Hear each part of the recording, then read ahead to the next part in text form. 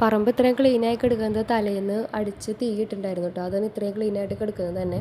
അപ്പോൾ ദേ ഞാൻ എന്തെങ്കിലും ജാതിക്കായോ അടയ്ക്കോ എന്തെങ്കിലും വീണിട്ടുണ്ടോ എന്ന് നോക്കാനായിട്ടാണ് കേട്ടോ ഇറങ്ങിക്കണത്. അത്രയും വലിയ പറമ്പ് ഒന്നുമല്ല, എന്നാലും ഒരു 5-10 ജാതി തൈകൾ ഉണ്ടാവും കേട്ടോ. 5-10 ഉണ്ടാവുമെന്ന് അറിയില്ല, അത്ര കുറച്ചുണ്ടാവുള്ളൂ കേട്ടോ, 10-ന് താഴേക്ക് ഉണ്ടാവുള്ളൂ. എന്നാലും എന്തെങ്കിലും വീണെടുക്കണ്ടോ എന്ന് നോക്കാനായിട്ട് ഞാൻ ഇറങ്ങിയത്. അപ്പോൾ ഈ വീണ്ടും നിൽക്കുന്ന ജാതിക്കായൊക്കെ എനിക്ക് ഭയങ്കര ഇഷ്ടമാണ് കേട്ടോ പൊട്ടിക്കാനായിട്ട്.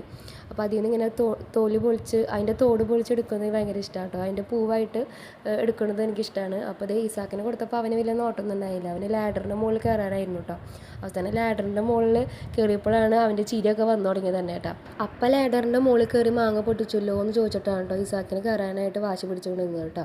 അങ്ങനെ അതേ മാങ്ങ ഒക്കെ പൊട്ടിച്ചു. കുറച്ച് മൂത്തതൊക്കെ നിൽക്കണ്ടായിരുന്നു കേട്ടോ മാങ്ങ. ഒരു പ്രാവശ്യം മാങ്ങക്കറി വെക്കാനായിട്ട് മാങ്ങ പൊട്ടിച്ചപ്പോൾ അതിങ്ങനെ മൂത്ത് തുടങ്ങി. അപ്പോൾ വിചാരിച്ചു മാങ്ങകളൊക്കെ പൊട്ടിക്കാം, മൂത്തതൊക്കെ പൊട്ടിക്കാമെന്ന് വിചാരിച്ചിട്ടാണ് കേട്ടോ പൊട്ടിക്കാൻ നിന്നത്. അങ്ങനത്തെ നമ്മൾ ഈ ഒരു ചെറിയ ബക്കറ്റേക്ക് കിട്ടുന്ന അത്രയും മാങ്ങ നമ്മൾ പൊട്ടിച്ചു കേട്ടോ.